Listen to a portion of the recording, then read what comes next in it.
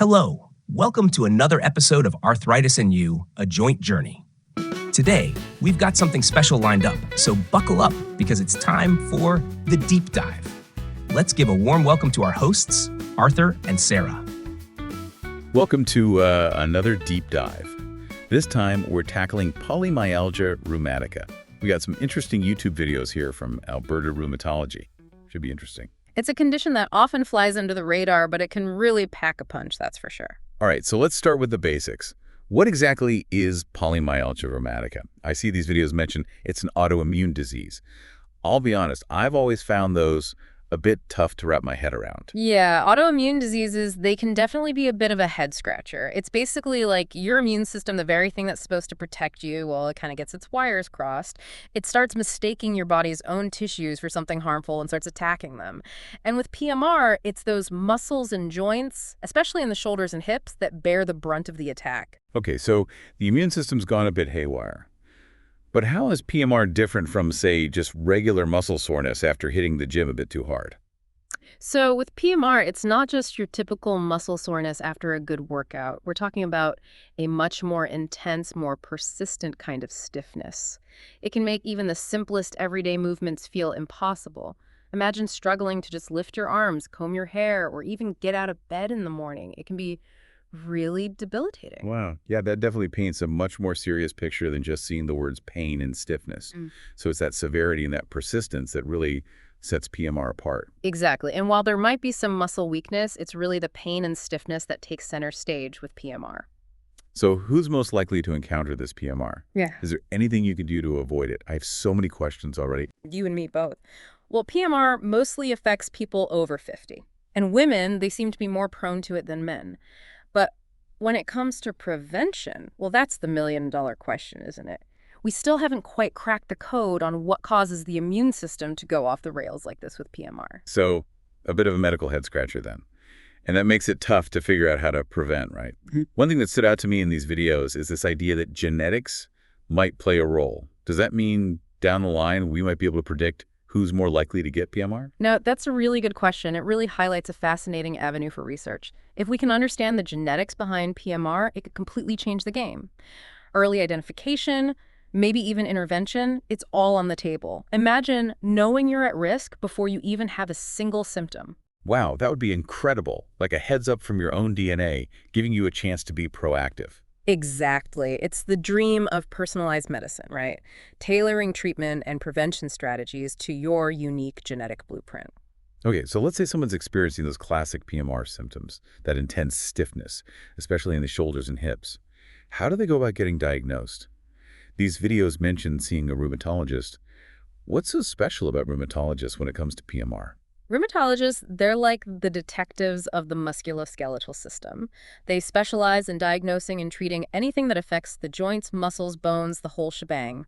They'll delve into your medical history looking for clues, perform a physical exam to check your range of motion and pinpoint those tender spots, and they'll order blood tests to look for markers of inflammation. So it's not as easy as just doing a blood test and calling it a day.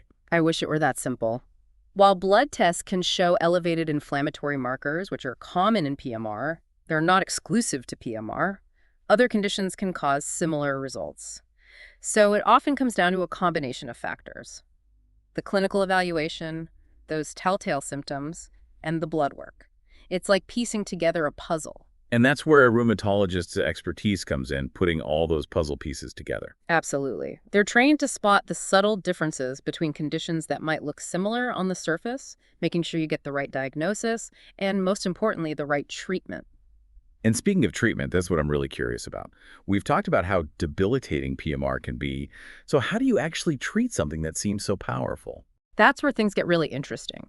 The treatment for PMR is surprisingly straightforward and usually very effective. Okay, now you've got my attention. What's the secret weapon against PMR? The mainstay of treatment is low-dose prednisone. Prednisone, as in steroids. Yep, that's right. But before you jump to conclusions, we're talking about low doses here. And in the context of PMR, it's remarkably effective. It really is. Think of it less like a sledgehammer and more like a scalpel, you know? It calms down that overactive immune response without completely shutting down your entire immune system. Okay, so it's about precision, targeting just the troublemakers. So Yeah. how does this prednisone actually work its magic? What's going on at the cellular level? So prednisone, it's a type of corticosteroid, which is basically a fancy way of saying it mimics the hormones your body naturally produces to fight inflammation. And in PMR, it's like it steps in and hits the brakes on that overzealous immune response, you know? It reduces inflammation in the muscles and joints, and that brings down the pain and stiffness. It sounds almost too good to be true. These Alberta rheumatology videos mention that most people feel a difference within a week of starting treatment. It's true. Prednisone can be incredibly effective, incredibly fast, at least for relieving the symptoms of PMR. Imagine going from barely being able to move to feeling significantly better in a matter of days. That's a game changer for a lot of people. That must be such a relief for people who are really in the throes of PMR. But these videos also make it clear that it's not just like, take a pill and you're cured. There's this whole thing about slowly tapering down the medication. Why is that so important? That's a great question. Tapering is crucial, and for a couple of key reasons. Firstly, it prevents your body from becoming too reliant on the prednisone.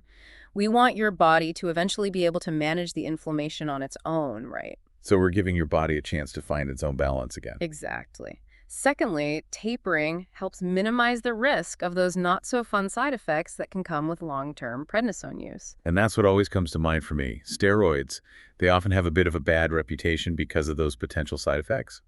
What are some of the concerns with long-term prednisone use, and how do doctors try to minimize those risks? You're right to be thinking about that. One of the biggest concerns with long-term prednisone use is the increased risk of osteoporosis.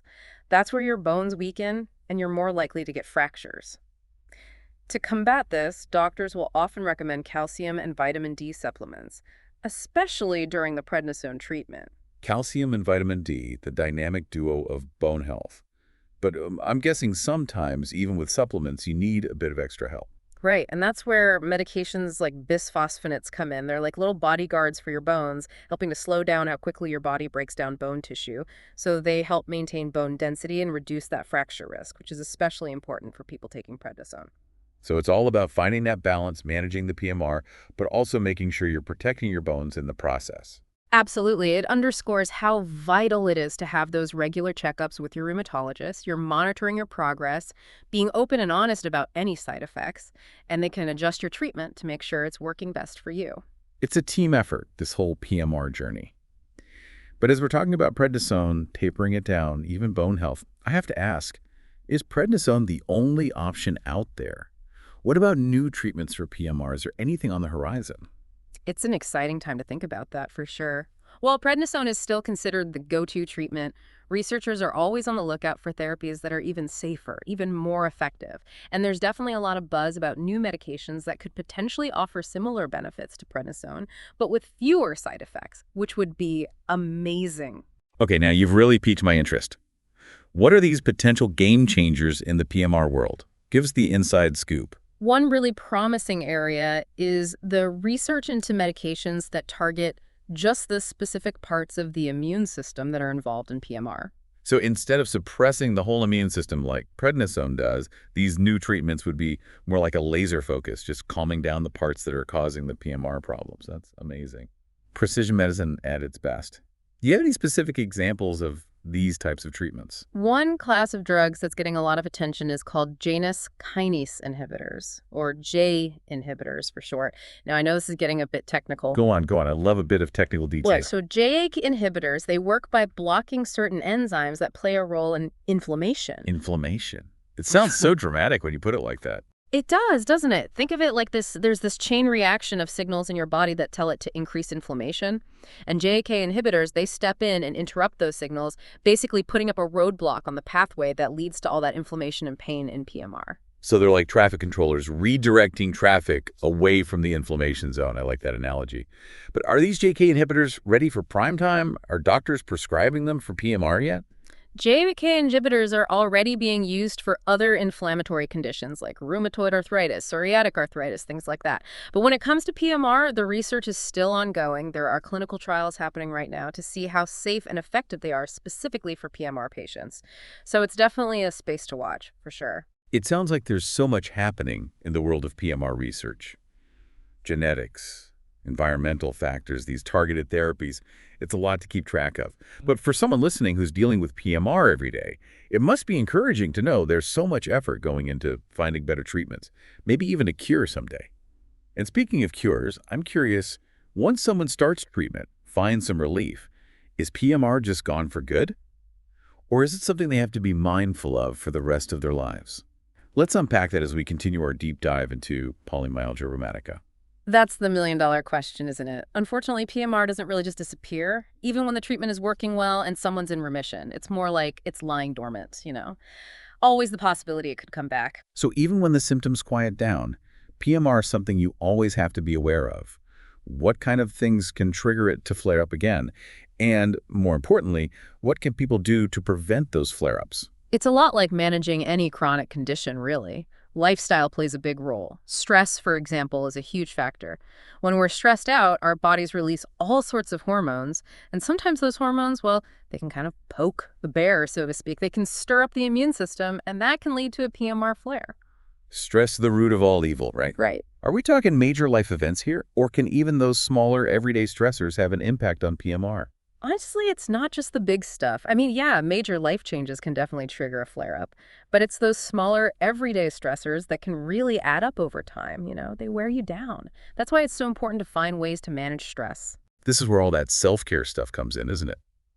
What are some good ways to keep stress in check and hopefully keep those PMR flares at bay? It really depends on what works for you, but some of the classics are mindfulness meditation, deep breathing exercises, even just spending time in nature. Those are all good ones, and they don't require a ton of time or fancy equipment.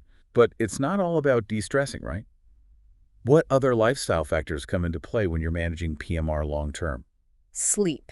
Don't underestimate the power of a good night's sleep. When you're sleep deprived, your body produces more of those inflammatory chemicals, and that can definitely contribute to PMR flares. Okay, so stress management, quality sleep.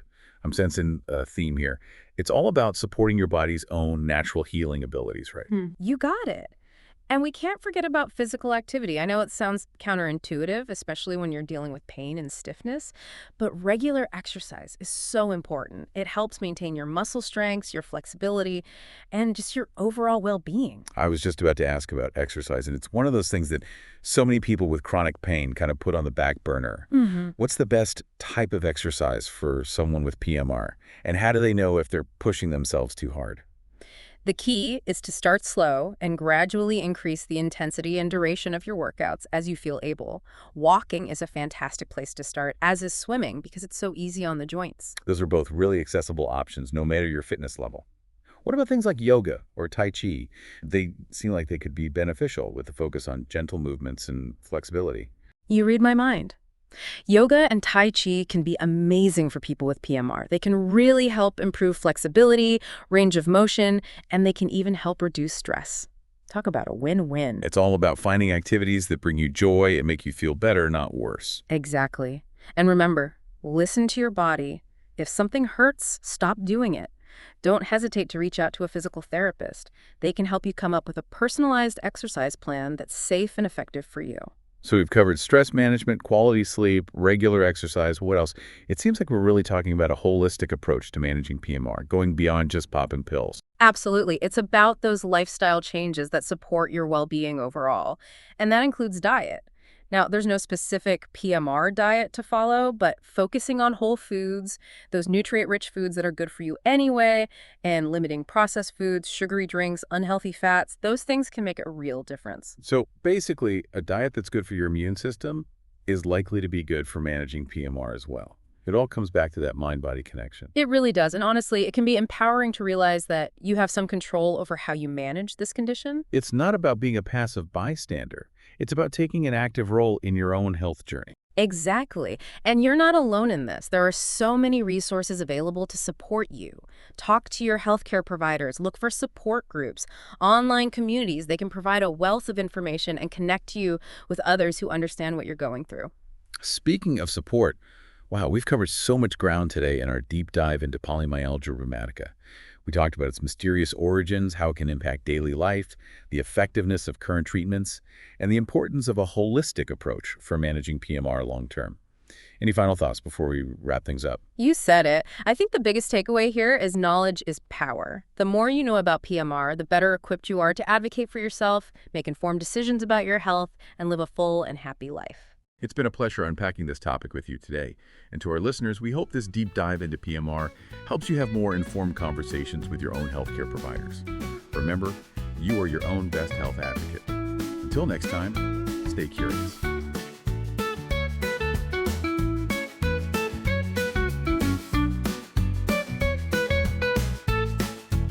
This has been another episode of Arthritis and You, A Joint Journey, brought to you by the Rheum team from AlbertaRheumatology.com, your trusted evidence-based suite of resources available 24/7.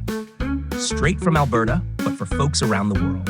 Our hosts today, Arthritis and Sarah Ubis, technical producer, John Ifun, and our executive producer, Stephen Cates. While we work hard to maintain the accuracy of our information, we accept no legal responsibility for any errors or omissions. Remember, always check with your own physician first. Join us next time for another Deep Dive.